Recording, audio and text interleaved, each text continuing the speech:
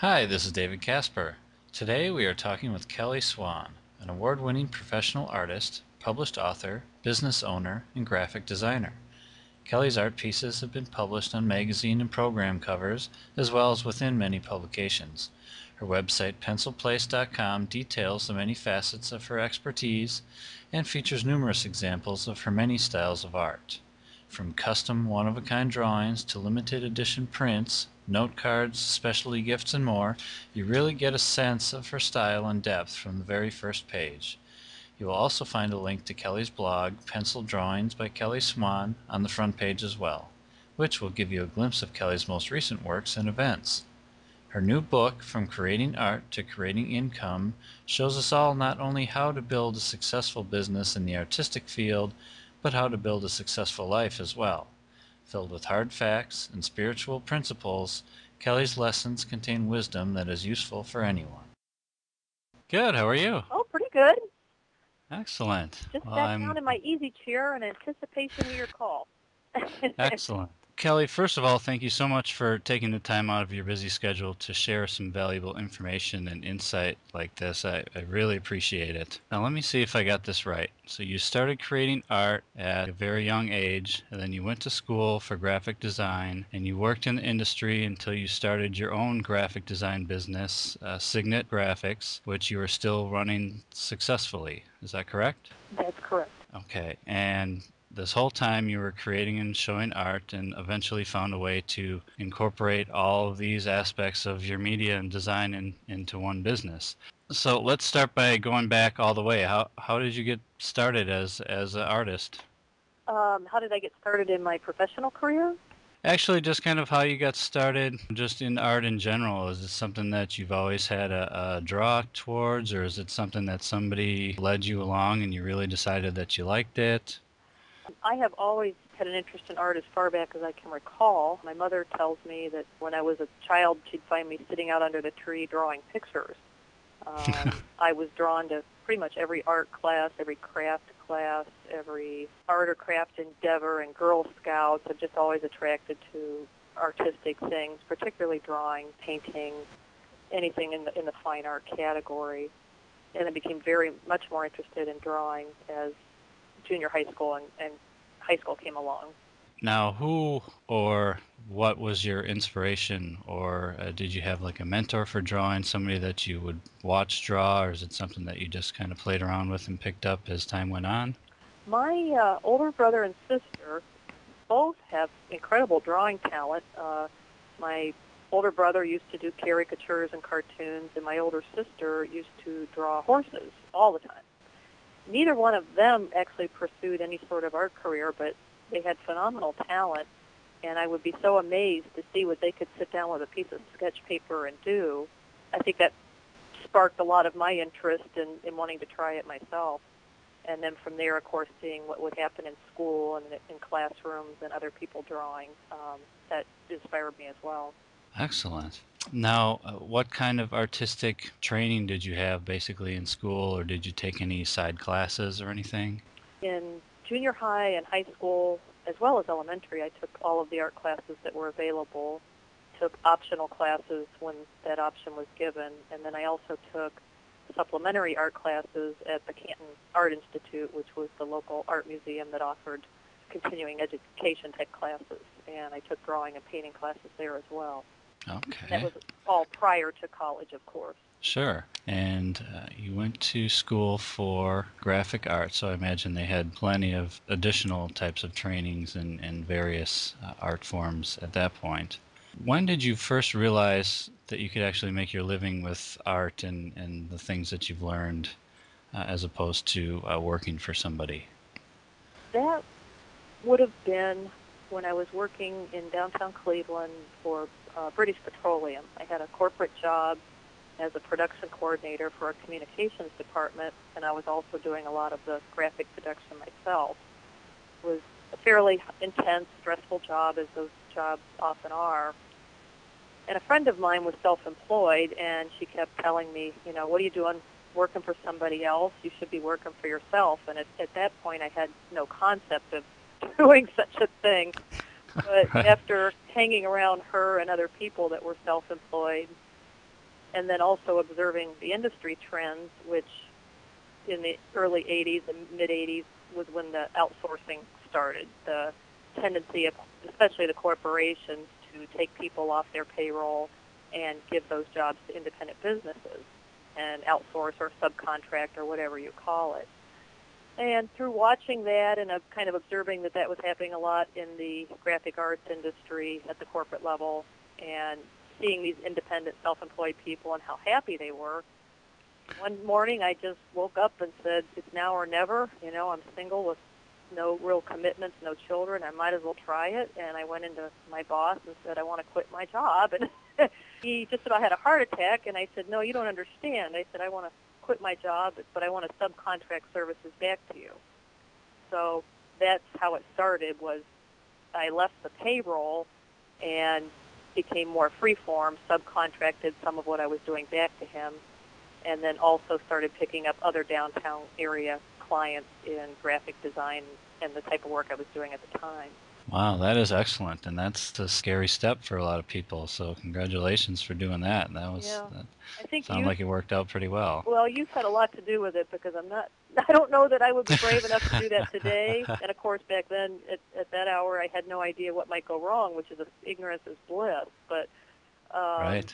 it was a good thing to do. I mean, I could say I tried it and forged forward, and one thing led to another, and eventually the business was built. Oh, excellent. Now, what is like one or two things that you consider like a foundational event in your career and your business building that made probably the most positive difference in your success that you've got today?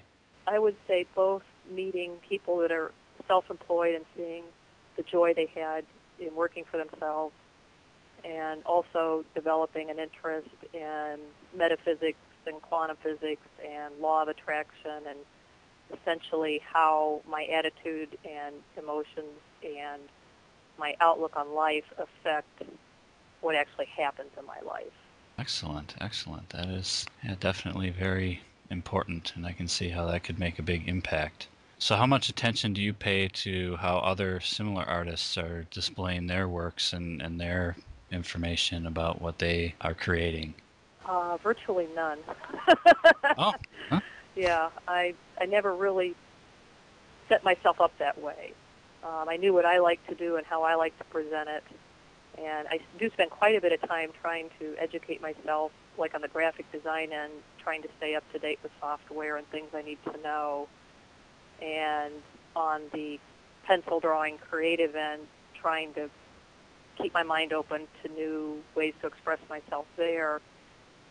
But I don't look a whole lot at what other people are doing, just because of the pure tendency to compare and better or worse and judgment and all of that. I think all of that can be left out and leave a much bigger space for creativity. Right.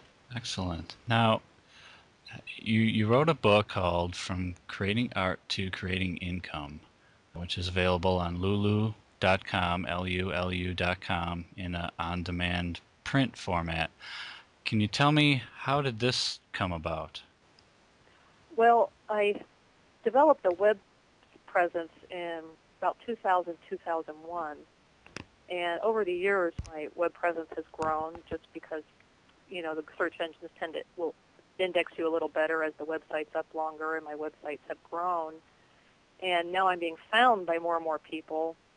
So especially in the last 3 or 4 years, I've been emailed by artists from all over the world. I mean, literally emerging artists that would say, oh, I found your prints online, or I found your graphic design online. I'm just getting started. How do I make prints? Or how did you do this kind of pencil drawing? Or what kind of paper should I buy? Or what do I do with copyright? And I found that, and I'm happy to give people information. I think helping another person succeed is the best way to succeed yourself. Sure. But it became time-consuming to answer the same questions over and over and over again and try and be helpful to each individual person. And for a while, I thought about saving canned answers in a separate folder on my computer. And then I thought, well, maybe there's a more comprehensive way to do this. And I tried to assemble all these questions I've been asked over the years into entry-level marketing book for artists to try and give them some idea of some of the things that I've learned and picked up over the years. And I tell people, anybody that buys the book, they're welcome to contact me anytime. I would happily expand upon any of the topics as best I can. But what I tried to put in the book was at least entry information, comprehensive entry information for an emerging artist in a way that encourages them to try and learn further. For instance, there's information on, e-commerce and web marketing, or going to art shows and selling at art shows, and those things can be pretty intimidating if you've never done them. And a lot of it amounts to just getting some raw base information and getting started. So I tried to provide that in the book. Right, and I was able to read your book, and it's definitely full of great information. Like you said, comprehensive. It is definitely comprehensive, and it covers a lot of details that I know you and I talked before about how it would have been nice to have that kind of information a long time ago. Right. But it's great that it's all together like that. Now, you say that your book is pretty useful for the newcomer into the industry. Now, what are a couple of the sections that are really, somebody who's really just realized that, they love art and they've been doing it just for fun for so long, and now they're just starting to get a glimmer of the idea that it's actually something that they can make money with? What are the couple of sections that you would suggest for somebody like that? Of course, my opinion is very biased because it's my own experience. Sure. But I would say the two primary avenues that I've found to be the best, which is the art shows or exhibitions, getting your physical art out there in front of people and being able to interface with another human being, talk to that person, talk about your art. I spent 8 years on the road doing shows, and it was a wonderful, wonderful time and a wonderful way to build a resume for my art, through getting ribbons at shows or getting accepted into bigger shows. So that would be, I would say, one avenue. And I found that, a lot of artists just don't have a clue as to how to start. They don't know that, things need to be matted and framed, and they need certain display materials and all of that. The other avenue is it's hard to escape these days having a web presence. In other words, even if it's just a single web page, it's almost like an online business card. People kind of expect you to have one, and it's a way to, even as you're just getting started, if someone sees your drawing or your painting or your sculpture, they can go look at it again later at their convenience and learn a little bit more about you and possibly, contact you for a commission or, whatever it is you're selling. But I would say probably the most important thing would be some sort of web presence. It doesn't have to be extensive. It can start small, but something. Oh, that's excellent. I would say that's great advice, and that's something that I myself have struggled with in the past, and I'm actually kind of taking some of the links that you've provided at the back of your book and going there myself and looking up some information. So it's definitely an extremely useful set of information that I would definitely agree that it's somebody just getting started. They're going to have plenty to work with from what you've got in your book here. Now, in your book, you talk about portraits and how custom art is a big business. Can you explain how to get into this side of the business and ways to get business in this area?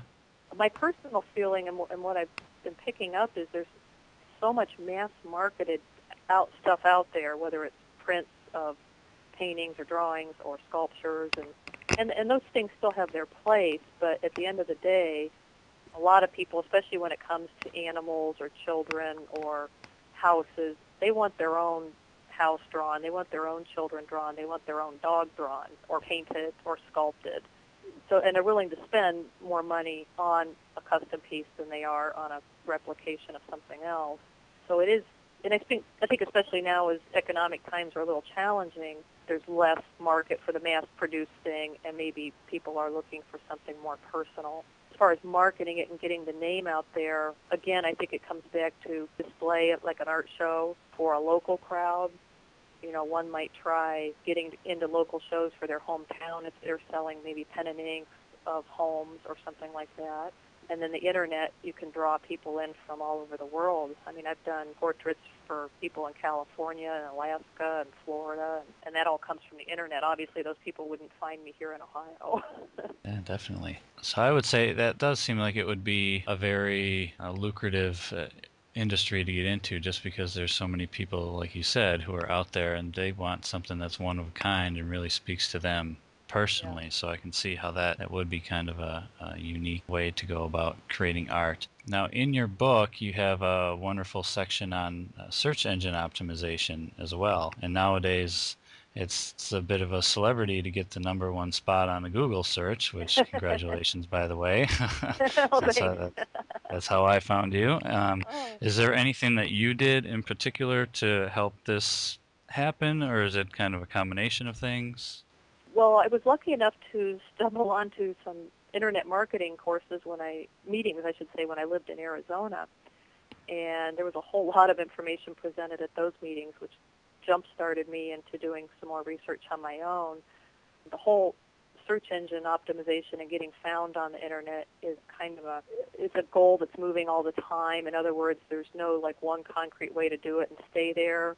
I might be #1 for a certain search phrase on Google today, and #10 next week, and #5 the following week. I mean, the one thing some people don't know is that these search engines are changing how they index things all the time, and they don't tell anybody how they change that. You know, it's the search engine experts out there that are making their best guesses and passing that information along to the rest of us. So there are some tried and true tactics, which I've tried to put in the book, that are very, very good ways to get good indexing on the search engines. And there's some things you don't want to do, and I believe I've listed a few of those. And then a lot of the other stuff is trial and error, things to do to a website that may help it, and then you post those things to the site, and a month later, if you're getting no results, you change again. Right. And I know there are people out there who are always trying to stay a step ahead and trying to kind of crack that code, which makes the search engines keep trying to update how they do things and to try and make it to be more natural Right. traffic generating sites as opposed to people who are trying to look like they're traffic generating sites. Exactly. So, I mean, would you agree that, just being up there and having your site being a true, honest site is probably the best way to go for people to start, and then some of the search engine things might be able to add it on later? Right. I think that, to me, what's always important is truth. And to me, truth means like you said, putting an honest site out there that shows the things I'm selling, the information I want to give for free, anything else I can tell my customers about me or my business, and not try and just load the site up with little tricks that I think is going to, trick the search engine into finding me, because I think those things all eventually backfire. Right. And then you'll always be searching for that next trick. On the subject of websites, now it looks like you have a number of websites for the various aspects of your business. So is it safe to assume that you designed all of those? Yes, I have two primary sites, one for my fine art, the pencil drawings, and the other site is for my graphic design services. Okay. And then I have two other what I would call kind of secondary minor sites. One is showcases animal gift art, which is a grouping of my pencil drawings and also animal designs that don't necessarily come under the heading of pencil drawings. Okay. And so I kind of recollected all of those things on that site. And then this year I came up with a new site called Sunny Sense, and that's just kind of a whimsical site. I was inspired by the Life is Good t-shirts, and I just thought it was wonderful that they have these lovely little inspirational phrases and a little caricature of a dog and a person or something else. And they're very simple, but it's just a wonderful product line. And I have just a wonderful inspirational new adopted dog from last year, and her name is Sunny. Oh, And one day I was just playing in my head, and I thought, I'd love to come up with my own little line of things. And so it's Sunny Sense, and with little caricatures of my dog Sunny and little phrases that have inspired me over the years. And so that's what the fourth site is about, and it's a work in progress. It's still pretty new. excellent. Yeah, that sounds like it would be a great product line. In fact, I'm going to have to check that out myself. So where did you learn how to build nice-looking sites that are easy to navigate and consistent on every page? Sometimes you run across sites that are all over the place, but yours seem to have a nice flow to them. It's easy to get around, and it's hard to get lost. And did you learn that in college, or that was separate classes, or did you teach yourself? How did that come about? Well, I did take an e-course from a local college, but to be honest, am I allowed to pump someone else's website? Absolutely. There is a website called lynda.com, Lynda, and it's an educational site that you subscribe to, and you pay, I think it's $25 a month, and they have virtually every piece of graphic design software, video software, and all sorts of other software on that site with lessons on how to use it and how, for instance, I use Dreamweaver to create websites, and there are 4 or 5 courses that one can take on lynda.com on how to use Dreamweaver. And the courses may be 10, 12 hours worth of material, but the courses are broken up into, say, 2 to 10-minute videos. So you can sit at the computer and watch a chapter on how to set up style sheets or how to set up rollover effects or overall planning of a website. So I spent weeks and weeks and weeks watching and learning on lynda.com, and that was probably the single best source of information aside from trial and error that I've had. And I highly recommend it because it's great for pre-press graphics, video graphics, animation graphics, and Microsoft Word products. You name it, you can learn about it there. Right. Well, that is excellent. That's a great tip for anybody who's trying to get in and start their own website, I believe. Now, you mentioned in your book, too, about like a free content article submission, that type of thing. Can you elaborate on that a little bit for me? Yes, there's a number of websites that supply what's known as free content. Normally, you can't just go to a website, copy somebody's article, and post it on your blog or your website because of copyrights. That's just Sure. stealing. But there are sites, and one is Go Articles, another is eZine Articles. And what those sites are is a collection of articles that authors have submitted, knowing that they're giving the rights to people to publish them for free. In other words, 1,000 people can download that article if they want and publish it on their own websites or blogs.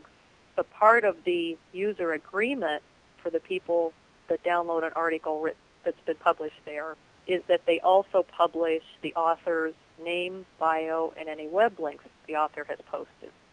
So if I, say for example, I wrote an article about doing art shows, and I decided I wanted to give that as free content, I published that at goarticles.com or ezinearticles.com, and with that article, I include Kelly, a short bio, and my pencilplace.com link and my signetgraphics.com link. So when someone else says, oh, that's a nice article about art shows, I'm going to publish that on my website. By user agreement, they have to publish my bio and web links with it. Well, now I have an automatic inbound link to my website thanks to that person publishing that free article on their site. And if you've noticed on the search engine optimization area, getting inbound links to a website is one of the best things you can do to help Yahoo and Google rank you higher. They look for inbound links because that tells them other people think your site is important when they link to you. Okay, so that's inbound links is other people who link to your website from theirs. So Correct. the more people, gotcha.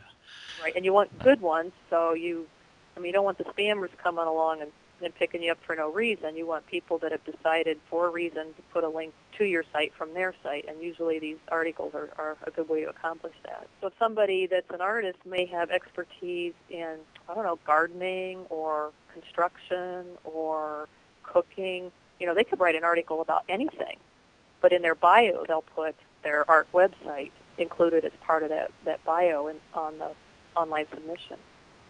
So now, is there a way that you can see if people have linked to your site? Do you have like little background tools that you can see how many links are coming into your site? Is there a way to track that type of thing?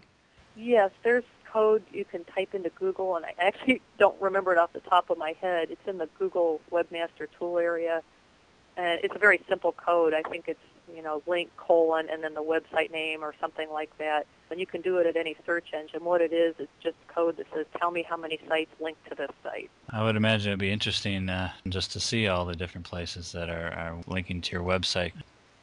Now, I noticed on your pencilplace.com that in addition to animal-based artworks in pencil, which seems to be where you have the most examples posted, that you also create house renderings, and those are done in like a pen and ink. Where did this other art form come from, and why the change in the drawing technique for this style of portrait? Oh, Well, the pen and ink interest started back in college. I took a technical drawing class, and one of the final projects was to find a building and render it for our final project. And I had done my parents' home, and it came out nicely, and my parents framed it and hung it up and suggested I do more. And one thing led to another. The next thing I knew, I was selling pen and ink portraits of homes. I have done homes and buildings in pencil. It's just that they seem to work better in pen and ink, something about, the 90-degree lines and the more mechanical nature of a building.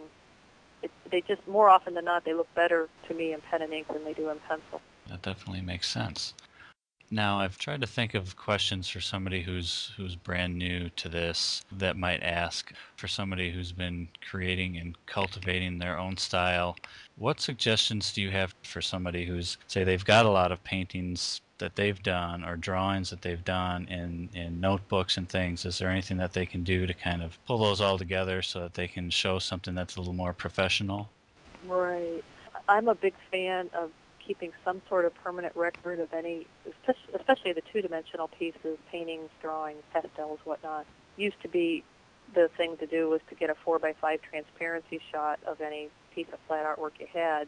Nowadays, it's probably going to mean getting a nice digital shot taken by a professional photographer, unless you're really good with a camera, because that image you're going to keep for long term can be used for all sorts of things. It can be used for creating a brochure. You could put it on a business card. It could be your portfolio. It could be submissions to art shows, which are now more and more becoming electronic instead of paper on slides. It can be transferred into reproductions to sell. What that digital image can become, prints, open edition prints, limited edition prints. If your original's damaged, at least you have the image that you can make reproductions from it. That's the first thing I would suggest, is if it's an image you have see any value in at all, to get some sort of long-term high-res image of it, whether that's a transparency or a high-res digital image, and keep that in a safe place. Excellent. So what would you say is the quickest and most cost-effective way for someone to promote art in the current age? Electronically, what do you mean? Just anyway, whether it's Okay. posting flyers down at the grocery store to doing a full pay-per-click ad campaign. Obviously, that would be the most probably expensive route to go. But what if somebody's getting started? They've got a little bit of a budget, but they want to get the word out there as much as possible. What would be a good place for them to start? I would say a good place to start, and it's somewhat controversial. I'm going to say the word eBay, and I know that there's a lot of people that either don't like eBay or feel eBay devalues artwork or eBay is way oversold, and all of those things are true to some extent. But eBay is it's fairly easy for someone that at least can do an electronic image and write some copy. They can post an auction or a small eBay store without too much trouble. It's a little time-consuming, but everything on eBay is at least self-explanatory. If you have a question, there's a link there to answer it for you. So it's a way to get exposure to the world without too much upfront cost. And again, there's a lot of bargain hunters on eBay. There's a lot of people that aren't looking for art on eBay. However, it does well to keep in mind that eBay attracts millions of shoppers still every day, and you just don't know who might find your work. So out of those millions of people, maybe only 50 see your artwork. One of those 50, for all you know, could be a museum curator. It could be, the next person looking for the new emerging artist. Obviously, that doesn't happen all the time, but it's a possibility. So I would say, eBay is a great way to get feet wet. Something great might happen. Maybe it won't, but at least once you're in it, you're starting to get a feel for what it's like to be out there. Excellent, excellent. That is great advice. Now, what do you think about like Craigslist? I know that's mostly for local advertising, but is that possibly a good way for people to go as well? I have actually played with Craigslist. I personally have only had one response from it. However, I'm told that in our area, Craigslist is not very big. I'm in Northeast Ohio area. for instance, I just for one day for fun, I scanned the San Francisco Craigslist versus ours, and was just astounded. I mean, that Craigslist is probably 1,000 times bigger than ours. So I wonder if someone in a bigger city where those people are more accustomed to looking on Craigslist might have more success with that than I would here in, say, Ohio. So I think Craigslist is definitely worth trying because, heck, it's free. Right. That's great, and that's something that I never thought of either. We're here in Madison, Wisconsin, and we get a lot of responses from the neighboring towns and things. So Oh. now here's a question that I hear asked a lot in these types of conversations. If you were in a position where you needed to make some fast money using your existing resources, what could you do? I could put some discounted items on eBay. I could run some pay-per-click advertising on portrait specials. I could locally contact printing and design firms and ask about part-time contract work or looking for contract freelance jobs. Those are all things that potentially can generate some short-term uptick in sales. Now, what would you say about this is just kind of in general. Obviously, we've heard multiple streams of income is probably the way to go when you're building your own business. And I can see how if you start going to all the different websites that talk about multiple streams of income and all the different ways that are out there, you can probably get a little overloaded in that. What would you say is probably a good number for somebody to focus on, say, if they've got a little bit of money coming in through some of the techniques that you talked about in your book about putting your prints on eBay or advertising your things on Cafe Press, and you've got some sales coming in that way? What's a good number of those types of sources where you would actually still be comfortable keeping up with everything? I guess my answer would be I wouldn't be as concerned about the number of sources as what sort of deadlines are involved in those. In other words, the graphic design work I do, the lion's share of it is very time sensitive. So when those people call and if I design a website, someone that wants website changes generally wants them done yesterday. Someone Sure. that wants a flyer design and wants it printed in a week means I have to have had my work done yesterday.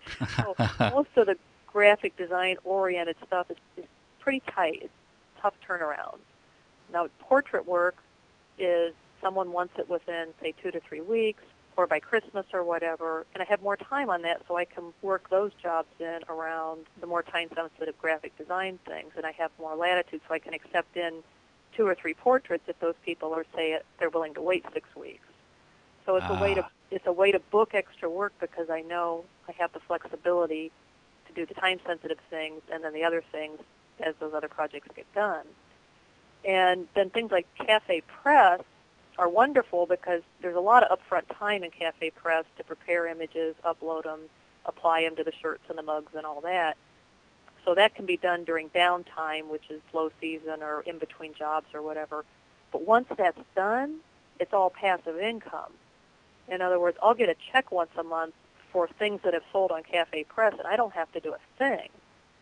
So that's an income stream that I invested time in during a slow period, but now I'm enjoying the benefits of it, all through the year. Nice. So that happens. I guess I would call that's something that happens whenever I have time to do it. There's no time deadline on that at all. And in other words, after Christmas, if things slow down, I may add, 3 new items to Cafe Press because I have the time and I know I'll benefit from it 6 or 8 months from now. Sure. And the same can be said about my pencil drawings, is those I can do when I have time and when I want to do them, knowing that I probably won't get money for them maybe for 6 months or 6 years, but, when someone starts buying prints in 2 or 3 years, that time I invested back then that's where that money's coming in now. So I would say it's not so much about how many streams of revenue, but just give thought to, how many hours you have in a day and how many of those you can commit to short turnaround projects, longer turnaround projects, and then projects that can be fit in whenever. And that to me is a healthy balance as opposed to, how many streams. Okay, well, that's an excellent, excellent answer. Now, I've noticed in your book and some of the links pages on your websites, you referred to a number of authors and various books and movies that are metaphysical in nature, and you mentioned that previously as well. And that's actually an area that you and I definitely have in common, as I've actually read a number of books from a lot of the same authors and seen a lot of the same movies. How were you introduced to this world of metaphysics, and how has that impacted your art as well as your career? Well, actually, I can remember that door opening pretty clearly. Someone gave me a paperback book in 1993 called The Game of Life. And I believe it was by Florence Conkle Shin, Schwinn. And it was written by a woman in the 1920s who was an artist and a metaphysician, of all things. And it's a little paperback book, and I read it in a day. But the concepts were so different than anything anyone had ever told me before. I had read some Norman Vincent Peale, Power of Positive Thinking, before that, and that all sounded fine and dandy and made me feel good. But Sure. this book was more of a game plan on how to put some of those things into effect, and I had never read anything like that or even remotely like that.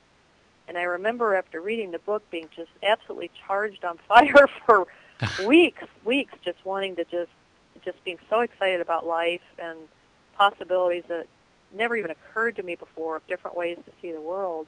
So ever since then, I go in and out of it. There's times I'm very earth-centered and worried about finances like anybody else, but I also move out of that space quite often and into seeing all the possibilities that are out there and realizing that life is transient and we might as well enjoy the ride while we're here.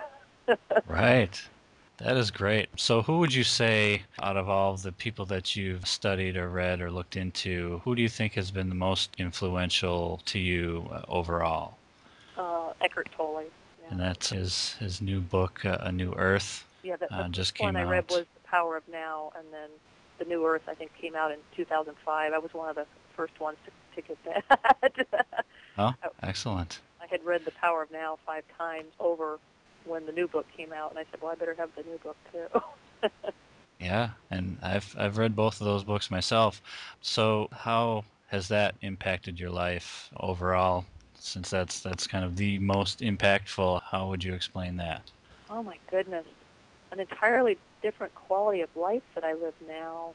I know in my corporate days, I remember being so stressed and worried about everything that I would wake up in the morning with an acidic knot in my stomach and think to myself, and I'm in my 20s at this point, and I remember thinking, is this all there is to life? Is this what it means to grow old, to just wake up every day with this awful feeling in your stomach, worried about everything, and even having all these talents. I knew I had talents for certain things, but not really enjoying them. And I would say I have an infinitely greater quality of life now, and even when I do have times where things worry me or I'm stressed, it's not too long before I return to a very peaceful place and realize that just a thing happening, and it's like an ebb and flow of energy.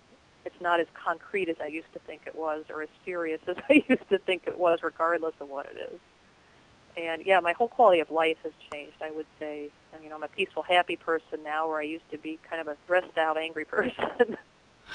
Excellent. Well, that's definitely a huge nod to Eckhart Tolle for sure. And I know he talks about a number of principles. In fact, when I first read that, I did have to read that a couple times because there were so many new things in that book that I couldn't remember all of them. And so, each time you listen to it or read it, I've actually got a good commute. So I actually listen to a lot of these books. So I listen to him actually talking about it, and, listening to that over and over each time brings in a new element to life, a new thing to try, and, a new way of looking at something. And I just think that's great.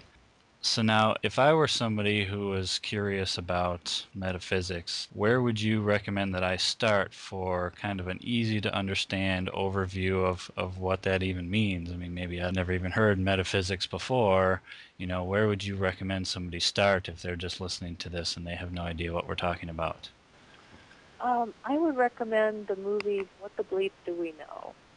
I've watched it probably 6 times now, and like your experience with the book, every time I watch it, I see a new movie or I get a new level of something out of it. It's a very fun, entertaining movie that just challenges the way we think. And I would say someone that watched that movie, if they watched it and were intrigued and wanted to know more, then they'd know that metaphysics was something that would interest them and they could pursue any number of other sources. If they watched that movie and finished it and said, I just don't get it, that wasn't for me, then they would know it's not the time for them to pursue metaphysics. Right, right. I think And that movie is just an excellent eye-opener if you're ready to look at that realm. excellent advice, and I've seen that movie, and it is exactly like that. And it's a very entertaining way of explaining some of those principles. I would definitely agree with that. What is something that you've recently discovered in the metaphysics arena that you would be excited to tell people about today? I kind of get new areas in my own personal life. From time to time, I'll have like a little epiphany, or a satori moment, as they say. Uh-huh. And I would say, I think one of the most important realizations I've had recently, and I've read about it for years, but I'm just now kind of getting it myself, that my contribution to the world has everything to do with what I think and do in my own life, and it's not about changing others. Spent a lot of years thinking I was unhappy because this person was doing this, or that person was doing that, or this law had changed, or some other external physical thing was going on, and becoming unhappy over that. And, I'd heard many times you can't change anybody else, you can only change yourself, and blah, blah, blah. And for a long time it was just blah, blah, blah to me. But, after some of the materials I've read and listened to lately, I finally discovered that, the only control I really have is over my own thoughts and my own outlook into the world. And it's funny that when I really put my attention on that, the world around me does change. So that's my own kind of push lately, is to stay focused on that. And if I see something that I think I don't like in the world that someone else is doing, just to realize that's their choice with their path, and it's not my job to pick their path for them. It's my job to decide my own path. Excellent. Now, I completely agree with a lot of the things that you say here. And the other movie that obviously a lot more people have heard of is The Secret, and the law of attraction is what that's about. Now, do you have any experiences, and this is always kind of a fun question, do you have any like law of attraction experiences that have happened to you, where you've set out an intention, whether it was something that you did on purpose or it was just something that you realized after that that's what it was? Do you have anything like that? Oh gosh, so many. I don't know where to start. Well, you just pick a good one. That's Oh just a gosh, great story to tell. let me think for a minute here. I've had them both on the quote unquote good and the bad. Okay. And it's funny. I'm just so used to dwelling in this space now. I'm trying to pull out one particular example. Oh, this is a silly one, but years ago I was involved in horses and horse training, and decided that I wanted to, when my lease on a vehicle was up, I wanted to purchase a pickup truck. And I went to the dealership and was astounded at what they cost, and fell in love with a certain kind of pickup truck and a certain kind of color, an interior color with a towing package and all these other things. I just thought, oh my gosh, that truck has me written all over it, and what a pretty truck, and on and on. And the guy told me the price on it, and I choked it back down and went home. And I thought to myself, well, I'll go look for used ones. And that truck was a new color for that year and a new model. I thought, well, maybe I won't get that color and model, but boy, I just saw that truck in my head. I could see myself driving it. So I Sure. just, I let it go. I didn't get too attached to it. And the next day I was going to do an art show in another town, and just for the heck of it, I picked up a Truck Trader magazine, and had my takeout food at the hotel that night, and I'm leafing through the little Truck Trader magazine. And on page 77 was that truck used down to the color of the interior, the color of the exterior, the exact model, the towing package, you name it. The same truck I wanted, it was used. There were 400 miles on it, and it was being sold for something like $5,000 or $6,000 or $7,000 below what the sticker price was at the dealership. And I figured it had to be Wow. a typo. I said, it can't have 400 miles on it. And I called the man that night, and it turns out he was auto worker, and he had bought the truck for his discount plan and kept it for the 6 months or however long they have to keep them before they sell them. and was selling it. Huh. And needless to say, when I got home from that art show, I went up there and bought that truck. Bought yourself a truck. That's had awesome. had the truck with my name on it for a price I could afford. Wow, that is great. And that's exactly what it's about. And when you can see yourself in that position, and it's yours already. Somehow it Yeah, but comes about. there's So something to, and I'm not an expert, but there's something about the non-attachment aspect of it, because something about being attached to having to have it brings into play a neediness, which is also an acknowledgement of I don't have it, and then that energy frequencies increase. There has to be, I know it's mine, or I know that's for me, but without the needy attachment of I got to have it or I'll be unhappy. right, right. So Yeah, there's a certain excellent. letting go that goes with that attraction.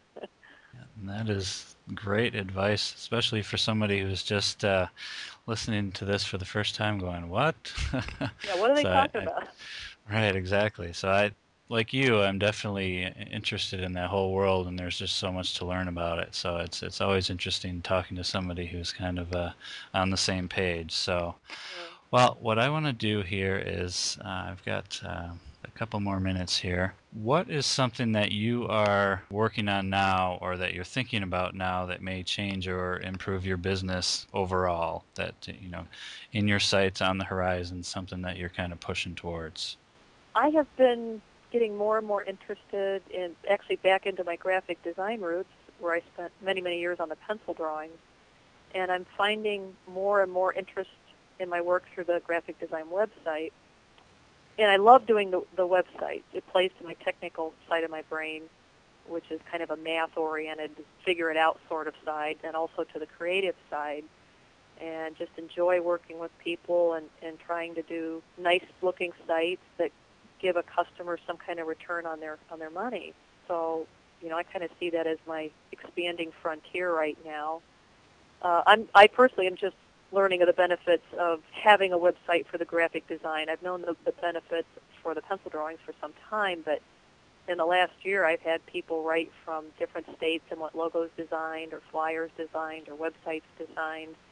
And I think it's very exciting because someone, at my level can provide a very valuable service to someone, say, in California who maybe due to these economic times can no longer afford to spend 5 figures at an agency. Um, Sure. Even times as challenging as these provide opportunities for certain people, and I'd like to think that I'm one of those people. Right, absolutely. Yeah, and that's exactly the way you've got to look at that type of thing too. Yeah. So that's excellent. Well, is there anything that you would have liked to talk about that I forgot to touch on, or that I didn't mention? No, it's actually been just a tremendous pleasure talking with you. I didn't realize how much we both shared in common in terms of the metaphysical interests.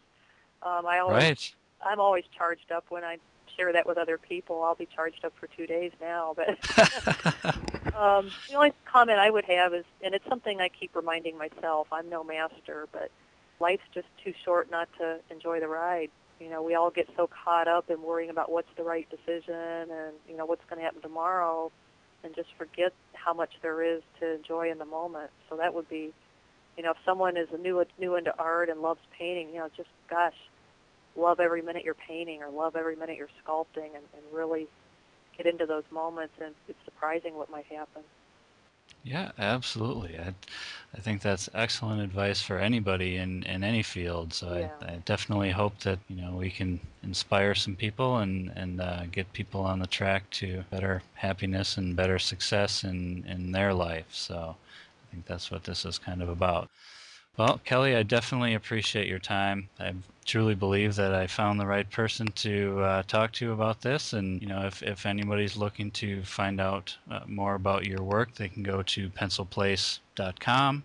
And there's links to all of your other sites on that site, correct? That's correct. Okay, and Kelly's book, From Creating Art to Creating Income, is also available on lulu.com, which is where I got it from, and I ordered it on there, and they print on demand. Is that how that works? Yes, it's actually also on Amazon.com and Borders, so Oh, should be on all the excellent. major sites by now. Okay, excellent. I must have just found it there because I just followed a link on your blog or somewhere. So, Right. but excellent. Well, thanks again, Kelly, and I will definitely talk to you next time. Thanks so much, Dave. I really enjoyed the conversation.